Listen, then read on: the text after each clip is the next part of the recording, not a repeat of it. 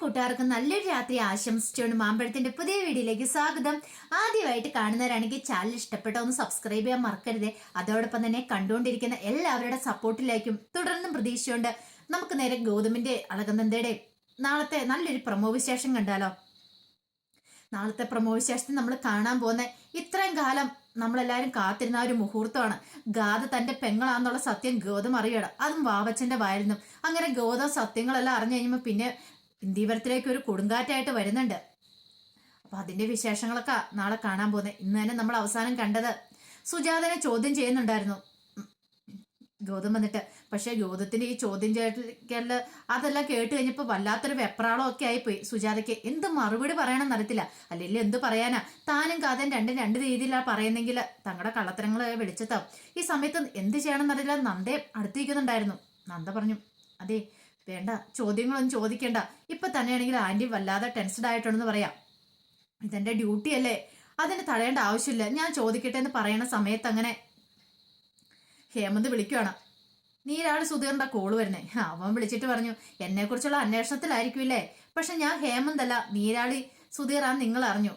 പക്ഷെ ഒരു കാര്യം ഞാൻ പറഞ്ഞേക്കാം, എത്രയും പെട്ടെന്ന് ആ ഗാഥേനെ അവളുടെ അമ്മേനെ അവിടെ നിന്ന് ഇറക്കി വിട്ടണോ, അല്ലെങ്കിൽ ഈ നീരാളി സുധീർ അങ്ങോട്ട് വരും ഇന്ദീവരത്തിലേക്ക് നീരാളി സുധീർ വന്നാൽ പിന്നെ എന്താ ചെയ്യാൻ പോകുന്നത് നിങ്ങൾ ഒരിക്കലും പ്രതീക്ഷിക്കാത്ത കാര്യമല്ല ഗൗതം സാറേ. അതുകൊണ്ട് നിങ്ങൾ സൂക്ഷിച്ചിരുന്നോ. അതിനേക്കാളും നല്ലത് അവരെ അവിടെ നിന്ന് ഇറക്കി വിടുന്നാന്ന് പറയാം. ഇതൊക്കെ പറയാൻ നീ ആരടാ? ഇന്ദീവരത്തിൽ കയറി ഒരു കളിയും കൂടെ നീ കളിച്ചിട്ടുണ്ടെങ്കിൽ നീ ഇവിടുത്തെ ജീവനോടെ പോവില്ല. അറിയാലോ, ഞാനൊരു പോലീസ് ഓഫീസറാ. എന്റെ വീട്ടിൽ കയറി മേയാൻ നിന്നെ സമ്മതിക്കില്ലെന്ന് പറയാം. ഒന്ന് പോ സാറേ. സാറിന് ഈ ഭീഷണിയൊന്നും കേട്ടിട്ട് അടങ്ങിയിരിക്കുന്നവനല്ല ഞാൻ. ബാലാജിനെ അകത്താക്കിയോളാം അവളും ഗാഥ. അവളെ വെറുതെ ഇവിടെ ഞാൻ പോകുന്നില്ല. നമുക്ക് തന്നെ നേരിട്ട് കാണാം, അല്ലെങ്കിൽ നേരിട്ടൊന്ന് കാണണമെന്ന് പറഞ്ഞിട്ട് അവൻ ഫോൺ വെക്കുവാണ്. പെട്ടെന്ന് നന്ദയിൽ ഒരു ഞെട്ടലുണ്ടായി. നന്ദയ്ക്ക് മനസ്സിലായി വിളിച്ച ഹേമന്താന്നുള്ള കാര്യങ്ങളൊക്കെ. കാരണം നീരാളി സുധീർ ആ പേര് നന്ദ മുമ്പ് പറഞ്ഞിരുന്ന കാര്യം കൂടെ ആണല്ലോ. ഈ സമയത്ത് ഗൗതം സുജാത ചോദിച്ചു, അല്ല നിങ്ങൾ നിങ്ങളുടെ ഭർത്താവിനെ കുറിച്ച് പറഞ്ഞില്ല. രാജേന്ദ്രന്റെ വീട് എവിടെയാ, ചെമ്പമേളിലാണോ എന്ന് ചോദിക്കണം. അല്ല അത് പിന്നെ സാറ് നിനക്കെന്താ പറയാൻ വല്ല ബുദ്ധിമുട്ടുണ്ടോ എന്ന് ചോദിക്കുക. നന്ദ പറഞ്ഞു, വേണ്ട വെറുതെ വിട്ടേരെ. ഇപ്പൊ ആന്റിക്ക് നല്ല ബുദ്ധിമുട്ടുണ്ട്, കണ്ടില്ല, ശ്വാസം എടുക്കാൻ പോലും വല്ലാതെ വിഷമിക്കുന്നുണ്ട്. വെറുതെ എന്തിനാ ഈ സമയത്ത് ബുദ്ധിമുട്ടിക്കുന്നേ. സമാധാനത്തിൽ ചോദിച്ച് മനസ്സിലാക്കാലോ. ഇപ്പൊ ഗൗതം സാർ ഇങ്ങോട്ട് വരാനും പറഞ്ഞ് വിളിച്ചോണ്ട് അങ്ങോട്ട് പോവാണ്. അങ്ങനെ പോകുമ്പോഴാണ് സുജാതയ്ക്കും ഗാഥയ്ക്കും ശ്വാസം നേരെ വീണ്. എന്റെ ഭഗവാനെ, ഇനിയിപ്പൊ എന്ത് ചെയ്യുമെന്ന് അറിയത്തില്ല. പാവം ഇനിയിപ്പോ എങ്ങനെ മുന്നോട്ട് പോകും. നന്ദയുടെ അവസ്ഥയാണ് വളരെ പരിതാപത്തില. എന്തെങ്കിലും ക്ലൂ ഗൗതമിന് കിട്ടിയിട്ടുണ്ടെങ്കിൽ പിന്നെ അത് മതി. ഈ കുടുംബം ഒന്നത്തോടു കൂടി ഇല്ലാതാവേണ്ട. താനും മോളും കാരണം ഒരു കാരണവശാലും ഈ കുടുംബം നശിച്ചു പോരുത്. പാവം ലക്ഷ്മിയമ്മ, അവരുടെ മുഖം ഓർക്കുമ്പോൾ തന്നെ സുജാതയ്ക്ക് വല്ലാത്ത ടെൻഷൻ ആവുന്നുണ്ടായിരുന്നു. ഈ സമയത്ത് ഗൗതം പുറത്തേക്ക് വിട്ട് ഒരു കാര്യം തീരുമാനിച്ചു. എന്തൊക്കെയോ ഒരു കള്ളത്തരം ഫീൽ ചെയ്യുന്നുണ്ട് എവിടെയൊക്കെയോ. രാജേന്ദ്രൻ എന്ന ഒരു ഭർത്താവ് ഇല്ലെന്നാ തോന്നുന്നത്. ഇങ്ങനെ ഹേമന്ത് എന്ന് പറയുന്ന ഒരാളും ഇല്ലെന്ന് തോന്നുന്നത്. എന്തോ കാര്യങ്ങളൊക്കെ ഉണ്ട്. ഒരു പക്ഷെ ചെമ്പമേടി പോവുകയാണെങ്കിൽ കാര്യങ്ങളൊക്കെ അറിയാൻ സാധിച്ചേക്കും. അപ്പൊ അതിന് തന്നെ തീരുമാനിച്ചു. പക്ഷെ നന്ദയോട് പോലും അതിനെക്കുറിച്ച് പറഞ്ഞില്ല. ഒരു പക്ഷെ ഇവൾ അറിഞ്ഞിട്ടുണ്ടെങ്കിൽ ഇവൾക്ക് ഇതിനകത്ത് എന്തെങ്കിലും പങ്കുണ്ടോന്ന് അറിയത്തില്ല. ഇവളും തന്നെ എന്തൊക്കെയോ ഒളിച്ചു വെക്കുന്ന പോലെ ഗൗതമിന് ഫീൽ ചെയ്യണം. ഗൗതം പിന്നെ കൂടുതൽ അതിനെക്കുറിച്ചൊന്നും നന്ദയോടും ചോദിച്ചില്ല. പിറ്റേ ദിവസം രാവിലെ തന്നെ ലക്ഷ്മിയമ്മ ക്ഷേത്രത്തിൽ പോവാണ്. ക്ഷേത്രത്തിൽ പോയി പ്രാർത്ഥിക്കുവാണ്. സുജാതയ്ക്ക് വേണ്ടിയിട്ട് പ്രാർത്ഥനയും വഴിപാടുകളൊക്കെ നടത്തി. എത്രയും പെട്ടെന്ന് സുജാത ഭേദമായി എഴുന്നേറ്റ് നടക്കണം. ആ ഒരു ചിന്തയെ ലക്ഷ്മിയമ്മയുടെ ഉള്ളിലുള്ളതെന്നേ. അപ്പൊ ഗാഥയുടെ അമ്മയല്ലേ, ആ ഒരു പരിഗണന സ്നേഹവും പോരാത്തിന് തന്നെ ഭർത്താവിന്റെ ജീവൻ രക്ഷിച്ച ആളുടെ ഭാര്യയല്ലേ. അപ്പൊ അവരെ നോക്കണ തന്റെ കടമയാണ്. അങ്ങനെ ക്ഷേത്രത്തിലൊക്കെ പോയി കഴിഞ്ഞിട്ട് ലക്ഷ്മിയമ്മ രാവിലെ സുജാതയുടെ അടുത്തേക്ക് കയറി വരികയാണ്. സുജാത കയറുന്നിട്ട്, അതെ ഞാൻ ക്ഷേത്രത്തിൽ പോയിട്ടുണ്ടായിരുന്നു, സുജാതയ്ക്ക് വേണ്ടി വഴിപാടുകളൊക്കെ നടത്തിയിട്ടുണ്ട് കേട്ടോ, എത്രയും പെട്ടെന്ന് അതിന് സുഖമാണെന്ന് പറയണം. ഈ സമയം സുജാത വെറുതെ ഒരു ചിരി മാത്രം ചിരിച്ചോളൂ. ലക്ഷ്മിയമ്മ തന്റെ കയ്യിലിരുന്ന പ്രസാദം കുറച്ച് നെറ്റിയിലേക്ക് തൊട്ട് കൊടുക്കുകയാണ്. വല്ലാത്ത സങ്കടവും ഇതൊക്കെ വന്നില്ല സുജാതയ്ക്ക്. പക്ഷെ എന്തെങ്കിലും പറയാൻ പറ്റുമോ? ഗാഥയ്ക്ക് ഇത് കണ്ടപ്പോൾ കണ്ണിറഞ്ഞു പോയി. പാവം ലക്ഷ്മിയമ്മ ഒന്നും അറിയാതെ ഇതൊക്കെ ചെയ്യുന്നേ. ആ മനസ്സ് വേദനിപ്പിച്ചിട്ടുണ്ടെങ്കിൽ ഒരു കാലത്ത് നിങ്ങൾക്ക് ഗതി കെട്ടത്തില്ല. കാരണം ഇത്രമാത്രം സ്നേഹിക്കുന്ന ഒരമ്മയെ കിട്ടുക എന്ന് പറഞ്ഞിട്ടുണ്ടെങ്കിൽ അതിന് പുണ്യം ചെയ്യണം. പാവ അതിനെയാണല്ലോ തൻ്റെ അച്ഛൻ ചതിച്ച്. അതൊക്കെ ഓർക്കുമ്പോൾ ഗാഥയ്ക്ക് വരെ മഹേശ്വരനോട് ഒരു വെറുപ്പ് തോന്നിപ്പോയി. പക്ഷെ സുജാത അറിവില്ലായ്മയോട് ചെയ്തു പോയി. അറിവില്ലായ്മ സുജാതയ്ക്ക് അറിയില്ലായിരുന്നു, ഭാര്യ ഉണ്ടെന്നുള്ള കാര്യമൊക്കെ അറിയത്തില്ലായിരുന്നു. അത് ശരിക്കും മഹേശ്വരൻ മറച്ചു വെക്കുക ചെയ്തേ. പിന്നീട് ലക്ഷ്മിയമ്മ അങ്ങോട്ട് പോയി കഴിഞ്ഞപ്പോൾ തന്നെ നന്ദ അങ്ങോട്ട് കയറി വരിക. നന്ദ ഇവിടെ സുജാത, എനിക്കിനി വയ്യ മോളെ, എനിക്കിവിടെ നിൽക്കാൻ പറ്റില്ല, എന്നെ എത്രയും പെട്ടെന്ന് ഇവിടെ നിന്ന് കൊണ്ടു, അല്ല ഞാൻ ഇവിടെ കിടന്ന് ശ്വാസം മുട്ടി മരിക്കുന്ന ഇരിക്കുന്നത്. എന്താ കണ്ടില്ല, ഇപ്പൊ തന്നെ കണ്ടില്ലേ എനിക്ക് വേണ്ടിയിട്ട് ലക്ഷ്മിയടുത്ത് എത്രമാത്രം കഷ്ടപ്പെടുന്നുണ്ട്. എൻ്റെ ഓരോ കാര്യങ്ങളും പ്രാർത്ഥനകളായിട്ടും എന്നെ പരിചരിക്കുന്ന കാര്യത്തിനാണെങ്കിലും ആരെക്കൊണ്ട് ഒന്നും ചെയ്യിക്കാൻ സ്വന്തമായിട്ടെല്ലാം ചെയ്യുന്നത്. സത്യങ്ങളൊക്കെ ഒരു ദിവസം അറിയുന്ന നിമിഷം ലക്ഷ്മിയമ്മ തകർന്നു പോകും. അതെനിക്ക് ചിന്തിക്കാതിനപ്പുറമാണ്. എൻ്റെ ജീവൻ പോയാലും ജീവിതം പോയാലും കുഴപ്പമില്ല, പക്ഷെ ഒരു കാരണവശാലും ലക്ഷ്മിയടുത്തൊരു ജീവൻ തരാൻ ഞാൻ അനുവദിക്കില്ല. എന്നെ ഇവിടെ നിന്ന് എത്രയും പെട്ടെന്ന് എങ്ങനെയും കൊണ്ടുപോകും, അല്ലെങ്കിൽ ഞാൻ ചെമ്പമ്മേളിലേക്കാണെങ്കിലും പൊക്കോളാം. അവിടെ കിടന്ന് എൻ്റെ ജീവിതം തീർന്നാലും കുഴപ്പമില്ല, ഞാൻ ഗാഥയും കൂട്ടിക്കൊണ്ട് പൊക്കോളാം എന്ന് പറയണം. നന്ദ പറഞ്ഞു, ഇങ്ങനെ ടെൻഷൻ ആവാതെ നമുക്ക് പോവാം, അധികം വൈകാതെ എൻ്റെ സുഖമാവും. അതുവരെ അത് എല്ലാവരും അറിയാതെ നോക്കിയാൽ പോരെ. ആരും അറിയാനൊന്നും പോകുന്നില്ല, ധൈര്യമായിട്ടിരിക്കുക. ആരുടെ മുന്നിൽ ഇതിനെക്കുറിച്ചൊന്നും സംസാരിക്കാൻ വേണ്ട. അറിയാലോ, ഇവിടെ പല കണ്ണുകളും ഉണ്ടായിരിക്കും, പല ചെവികളും ഉണ്ടായിരിക്കും. നമ്മൾ എന്താ പറയണേ അതൊക്കെ അന്വേഷിക്കാൻ വേണ്ടി. അതുകൊണ്ട് ഇവിടെ വെച്ച് ഒന്നും തുറന്നു പറയണ്ടെന്ന് പറയാം. ഈ സമയത്ത് പിങ്കി മോഹിനിയുടെ അടുത്തേക്ക് വന്നു. മോഹിനിയുടെ അടുത്തേക്ക് വന്നിട്ട്, അതെ ഒരു കാര്യമുണ്ട് ചെറിയമ്മേ. എന്താ പിങ്കി മോളെ? ഇന്ന് അമ്മാവനുണ്ടല്ലോ സുജാതാൻ്റിയുടെ ഗാഥയുടെ മുറി നിൽക്കുന്ന ഞാൻ കണ്ടു. പക്ഷെ അവർ കരയുന്നുണ്ടായിരുന്നു. എന്തോ പ്രശ്നമുണ്ട്, എന്തോ കാര്യമായിട്ട് മഹേശ്വരൻ അമ്മാവൻ അവരോട് സംസാരിക്കുന്നുണ്ട്. അതെല്ലാം കേട്ട് കഴിഞ്ഞപ്പോഴത്തേനും അവർ രണ്ടുപേരും കരയുമായിരുന്നു. അതിനർത്ഥം എന്താ? അവർ തമ്മിൽ എന്തോ ഒരു ബന്ധമുണ്ട്. നമ്മൾ ഉദ്ദേശിക്കുന്ന പോലെ ഒന്നുമില്ല, അതിനപ്പുറത്തേക്ക് എന്തോ ഉണ്ട്. അത് എത്രയും പെട്ടെന്ന് എന്താണെന്ന് കണ്ടുപിടിക്കണം.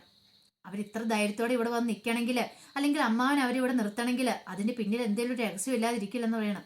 മോഹിനി പറഞ്ഞു, എന്നാലും അത് എന്തായിരിക്കും? എന്താണെന്നറിയില്ല, അത് കണ്ടുപിടിക്കേണ്ട കാര്യമുണ്ട്. ഒരുപക്ഷെ വല്ല പണമിടപാടുകളൊക്കെ ആയിരിക്കാം, അല്ലെങ്കിൽ അതിനേക്കാളും അപ്പുറം എന്തെങ്കിലും ഒരു ബന്ധമായിരിക്കാം. പക്ഷെ അധികം വൈകാതെ തന്നെ ഈ പിങ്കി അത് കണ്ടുപിടിച്ചിരിക്കും. അതേ കാലം ആർക്ക് സത്യങ്ങൾ എങ്ങനെ മറച്ചു വെച്ചുകൊണ്ട് നടക്കാൻ പറ്റില്ലെന്ന് പറയണേ. പിറ്റേ ദിവസം ഗൗതം നേരെ ചെമ്പമ്മേടിലേക്ക് പോവാണ്. രണ്ടും കൽപ്പിച്ചാ പോണേ. എത്രയും പെട്ടെന്ന് സത്യങ്ങളൊക്കെ കണ്ടുപിടിക്കണം. ഇനി അങ്ങനെ വിട്ടിട്ട് കാര്യമില്ല. കാരണം എവിടെയൊക്കെയോ എന്തൊക്കെയോ ഒരു കള്ളത്തരങ്ങൾ ഫീൽ ചെയ്യുന്നുണ്ട്.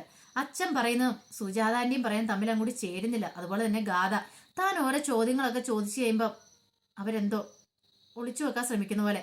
അങ്ങനെ രാവിലെ ഗൗതം വയ്ക്കുമ്പം നന്ദ ചോദിക്കുന്നുണ്ട്, അല്ല ഇതെന്താ ഗൗതം സാർ, ഇന്നെനിക്ക് ഒരു ഡ്യൂട്ടി ഉണ്ട്, അത് ഇവിടെയല്ല, ഇച്ചിരി ദൂരെ പോകണം, ചില കാര്യങ്ങളൊക്കെ അന്വേഷിക്കാനായിട്ടൊക്കെയാന്ന്. ശരി. ഗാഥല്ല, സോറി, നന്ദയ്ക്ക് പ്രത്യേകിച്ച് സംശയങ്ങളൊന്നും തോന്നിയില്ല. അങ്ങനെ ഗൗതം ചെല്ലുവാണ്. ഗൗതം നേരെ ചെല്ലുന്നത് ചെമ്പമ്മേടിലേക്കാണ് ചെല്ലുന്നത്. ചെമ്പമ്മേടിലേക്ക് എന്ന് നേരെ വാവച്ചനെ കാണാനായിട്ടായിരുന്നു ചെല്ലുന്നത്. അപ്പൊ വാവച്ചൻ ഒരിക്കലും പ്രതീക്ഷിച്ചില്ല. വാവച്ചനോട് വിളിച്ചു പോലും പറഞ്ഞില്ല ഗൗതം ചെല്ലുന്നുണ്ടെന്ന കാര്യം. കാരണം അറിഞ്ഞിട്ടുണ്ടെങ്കിൽ ഒരു പക്ഷേ അച്ഛനുമായിട്ട് എന്തെങ്കിലും കണക്ഷൻ ഉണ്ടെങ്കിൽ അത് എത്രയും പെട്ടെന്ന് അച്ഛൻ അറിയും. അതൊരു കാരണവശാലും പാടില്ല. അപ്പൊ വാവച്ചനോട് തന്റെ കാര്യങ്ങളൊക്കെ പോയി നേരിട്ട് ചോദിക്കാം. അങ്ങനെ ചെല്ലുന്ന സമയത്ത് വാവച്ചനാണെങ്കിൽ നല്ല മദ്യപിച്ചുകൊണ്ടിരിക്കുന്ന സമയത്തായിരുന്നു. ഈ സമയത്ത് ഗൗതം അങ്ങോട്ട് കടന്നിരുന്നേ. ഗൗതമിനെ കണ്ടൊരു ഞെട്ടലുണ്ടായി വാവച്ചന്. പെട്ടെന്ന് ചാടിയിട്ട് ചോദിച്ചിട്ട്, അല്ല എന്താ ഗൗതമനെ ഈ വഴിക്കൊക്കെ ഇറങ്ങിയെന്ന് ചോദിക്കണം. പിന്നെ ഈ വഴിക്ക് ഇറങ്ങേണ്ട ആവശ്യം വന്നിട്ടുണ്ട്, പിന്നെ വരാതിരിക്കാൻ പറ്റില്ലല്ലോ. ഞാൻ ആ സുജാതനെ കുറിച്ച് അന്വേഷിക്കാൻ വന്നാ. അല്ല സുജാതനെ കുറിച്ച്, അവരെ കുറിച്ച് എന്താ? അല്ല അവരുടെ വീടിന് ഇടയിൽ ഈയിടെ ആക്രമണമൊക്കെ ഉണ്ടായെന്ന് പറഞ്ഞല്ലോ ബാലാജിയുടെ. അപ്പൊ അതിനെക്കുറിച്ചുള്ള ഡീറ്റെയിൽഡ് ആയിട്ടൊരു വിവരം എനിക്ക് കിട്ടണം, അതിനു വേണ്ടിയിട്ട് ഞാൻ വന്നാന്ന് പറയണം. അല്ല ഗൗതമോൻ എന്താ അറിയണ്ടേ? അതൊക്കെ ഞാൻ ചോദിക്കാം. വാവച്ചൻ ഇങ്ങോട്ട് വരാൻ പറയണം. വാവച്ചനൊരു വിറയിലുണ്ടായി. എന്റെ ഭഗവാനെ, എന്തേലും നിങ്ങൾ അറിഞ്ഞിട്ടാണോ വരുന്നേ? അങ്ങനെ വന്നേയും വാവച്ചനോണ്ടിരിക്കുക. അല്ല ഞാൻ ഒരു കാര്യം ചോദിച്ചാൽ വാവച്ചന്റെ സത്യം പറയാനിരിക്കുക. അല്ല എന്താ? ഞാൻ ഇതിനായിട്ട് കള്ളം പറഞ്ഞിട്ടില്ലോ. എന്താണെങ്കിലും എന്നോട് ചോദിക്കുക, ഞാൻ പറയാം. ശരിക്കും ഈ സുജാതാന്റിയുടെ ഭർത്താവ് ആരാ? രാജേന്ദ്രനാണോ എന്ന് ചോദിക്കണം. അതെ രാജേന്ദ്രനാ. അല്ല ഈ രാജേന്ദ്രന്റെ വീട് എവിടെയാ? അല്ല അത് പിന്നെ ഞാൻ സത്യം പറയാ വാവച്ച, നിങ്ങൾ എന്റെ മുഖത്ത് പോയി കള്ളം പറയണ്ട. അറിയാലോ ഞാനൊരു പോലീസ് ഓഫീസറാ. എനിക്ക് നിങ്ങളെ മുഖത്ത് നോക്കിയാൽ കള്ളമാണോ അത് സത്യമാണോ എന്ന് പറയുന്നേ അറിയാൻ പറ്റും. സത്യം പറ. ശരിക്കും പറഞ്ഞിട്ടുണ്ടെങ്കിൽ രാജേന്ദ്രന്റെ ഭർത്താവാണോ, അതോ ഇനിയിപ്പോ സുജാത ആന്റിക്ക് ഭർത്താവില്ലേന്ന് ചോദിക്കുകയാണ്. പെട്ടെന്ന് ഒരു നിമിഷം ഒരു ഞെട്ടുണ്ടായി. ഭാവച്ചൻ പറഞ്ഞില്ല, അവർക്ക് ഭർത്താവില്ലെന്ന് പറയാണ്. ഇത് കേട്ട് കഴിഞ്ഞാൽ പെട്ടെന്ന് ചോദിച്ചു, അപ്പൊ ഗാഥയോ? ഗാഥ ആരുടെ മോളാന്ന് ചോദിക്കണം. ഭർത്താവില്ലെങ്കിൽ പിന്നെ ഗാഥനെ കുറിച്ചുള്ള അടുത്ത ചോദ്യം വന്നു. അപ്പൊ ഗാഥ ആരുടെ മോളാന്ന് പറഞ്ഞാൽ, അല്ല അത് പിന്നെ എനിക്കറിയത്തില്ല, വാവച്ചനെല്ലാം അറിയാം. വാവച്ചൻ എന്റെ മുന്നിൽ കിടന്ന് ഉരുണ്ട് കളിക്കേണ്ട. സത്യം പറഞ്ഞു, അതാ നല്ലത്. അല്ലെങ്കിൽ ഞാനത് കണ്ടുപിടിച്ചിട്ടുണ്ടെങ്കിൽ അറിയാലോ.